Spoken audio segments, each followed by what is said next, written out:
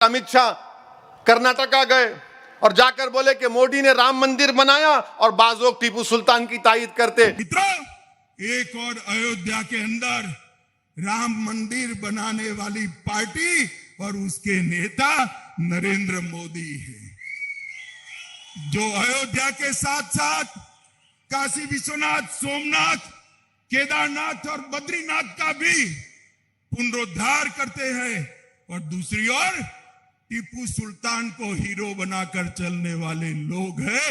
इसके बीच में कर्नाटक की जनता को पसंद करना है। अमित शाह साहब सुनो, टीपू सुल्तान की तायद क्यों करते हम?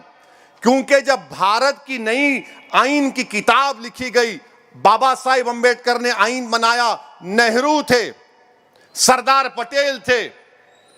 कौन कौन थे? नेहरू थे, सरदार पटेल थे, श्यामा प्रसाद मुखर्जी थे, मौलाना अबुल कलाम आजाद थे, राजेंद्र प्रसाद थे।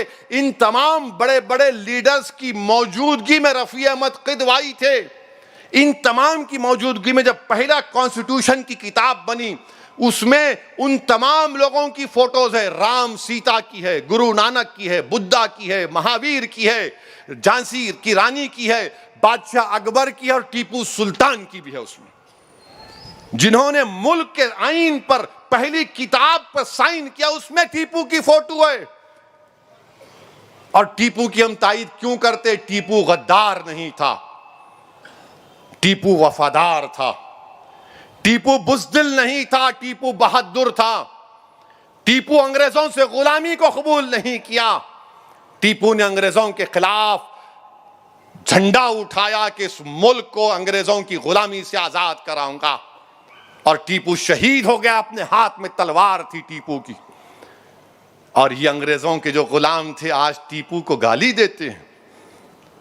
टीपू ने माफीनामा लिखकर नहीं दिया था अंग्रेजों को, मैं मुझे माफ कर दो। टीपू ने 7 खत तो छोड़ो, 1 खत टीपू ने नहीं लिखा अंग्रेजों को। आज आप कहते हैं कि टीपू सुल्तान गद्दार है। अरे फिर कौन वफादार है बताओ? और फिर ये सेकुलर पार्टियों को आप पूछो, भाई आपको क्या बोलना है इसके ऊपर? कुछ नहीं बोलेंगे। नहीं, मुसलमानों का वोट तो होना, मगर बोलते क्यों नहीं? अरे नहीं, समझो इसी साहब, मोदी को फायदा होता। अरे मोदी को फायदा तुम्हारी नाअहली से हो रहा है। मोदी को फायदा तुम्हारे सही काम नहीं करने से हो रहा है।